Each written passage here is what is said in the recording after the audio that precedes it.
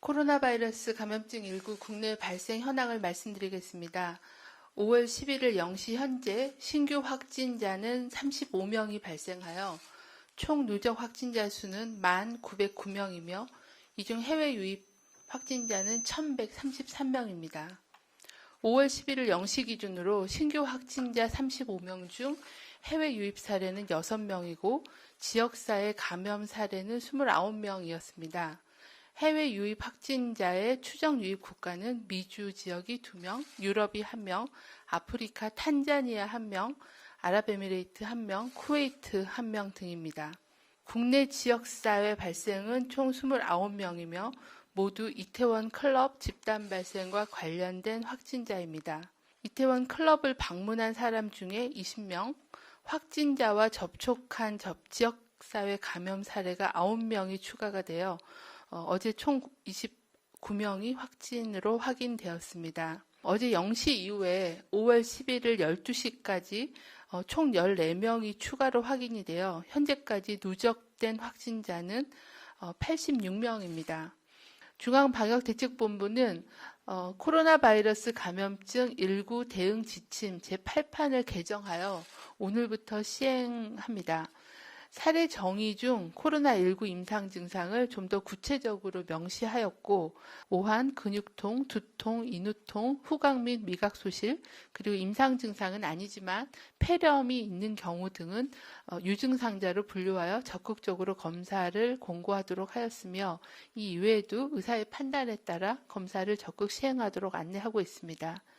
특히 가족 그리고 동일시설 생활자가 코로나19 임상 증상이 있는 경우 해외에서 입국한 지 14일 이내에 가족, 친구, 지인과 접촉한 경우 또한 지역사회 유행 양상을 고려해서 확진자가 발생했던 기관 또는 장소에 방문력이 있는 경우도 확대 적용해서 유증상자로 분류하여 검사를 하도록 그렇게 권고 안내하였습니다.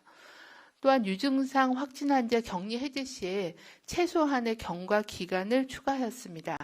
기존에는 임상 증상이 호전이 되고 검사 기준이 충족되면 격리 해제하도록 하였으나 변경된 지침에서는 최소한 발병한 후에 7일이 경과되어야 이런 기준을 충족하면 격리 해제할 수 있도록 하여 조기에 증상이 호전되어 격리 해제됐을 경우에 재양성으로 분류되거나 증상이 반복되는 경우를 예방하고자 발병 후 7일이 경과한 이후에 적용하는 걸로 일부 최소한의 경과 기간을 추가하게 되었습니다. 중앙방역대책본부는 또한 집단시설, 다중이용시설의 소독 안내에 대한 지침도 개정하여 배포하였습니다.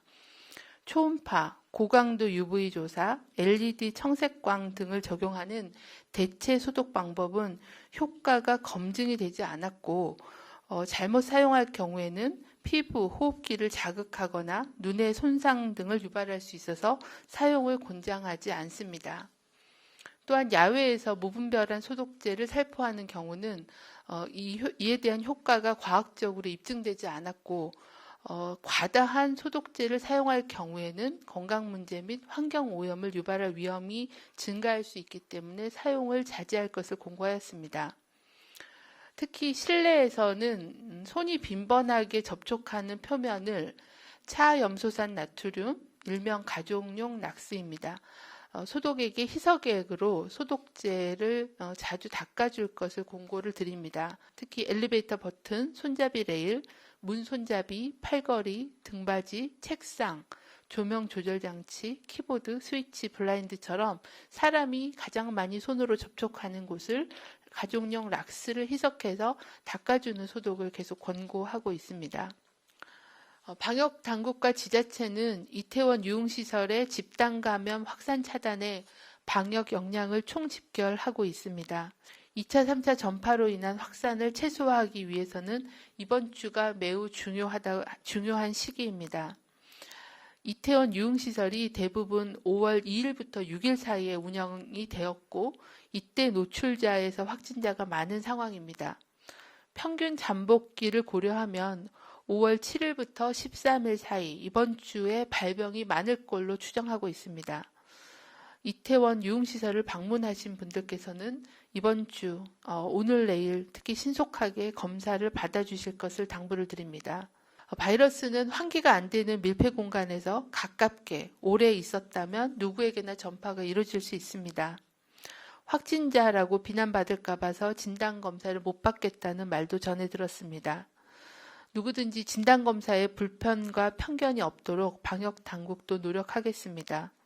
국민 그리고 언론인들께서도 확진자에 대한 편견의 말과 차별의 마음을 가지지 않도록 도와주시고 지자체도 확진자의 이동 동선 공개 시 개인이 식별되지 않게끔 주의해 주실 것을 당부드립니다.